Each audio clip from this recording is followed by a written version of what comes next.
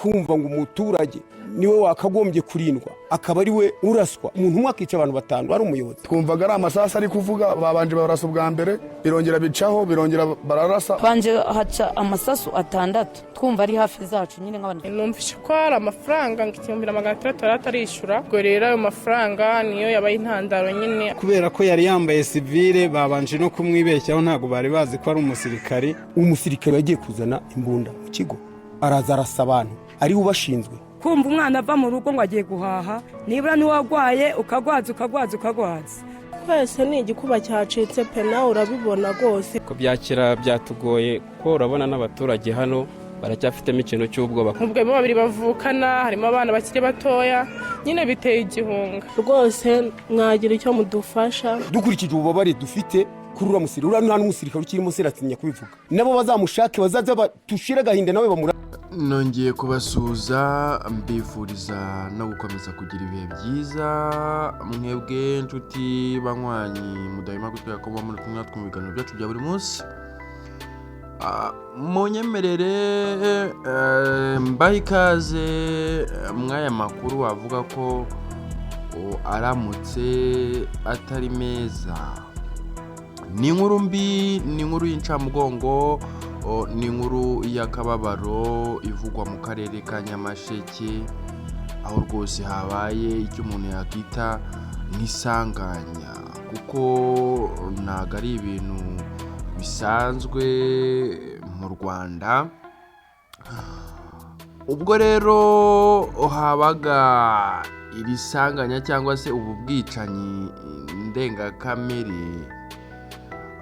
Ni ubwicanyi bwakozwe n'umusirikare ufite ipeti rya sajeti witwa Minani aho yazaga kwivugana abantu batanu bahise rwose basiga ubuzima.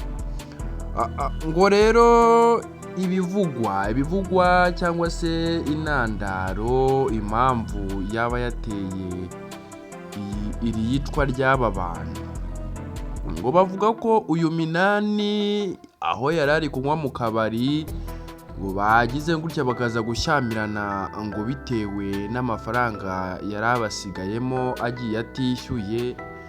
Ngo Minani akababwira ko araza kuyohereza kuri telefone ngo ubwo nyine umuseriveri cyangwa se ucuruza nyiri kabari akamubwira yuko bidashoboka ngo abasirikare ngo ari izo siyasa cyangwa se ari iyo mitwe bakunda gukoresha bakamwambura.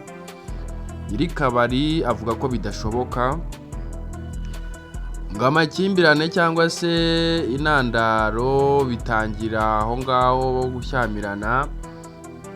Ngo ariko nyuma ngo Minani ngaza kwikoza mu kigo, ubwo ndavuga nyine ikigo cya gisirikare, ubundi ngo abatura y'imbunda ngo ubwo araza mu baturage. Ubwo nyine abaturage bari batangiye kuvugamo ukuntu bamwe bajya mu turimo twabo ubona ko n'amasaha nyine agenda akuramo ukuntu.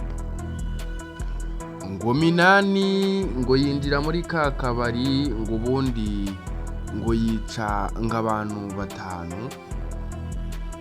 Ngo abaturage bacyumva urusasu cyangwa se bacyumva urusaku rw'amasasu ngo bagize ngo nyine ni interahamwe zibateye.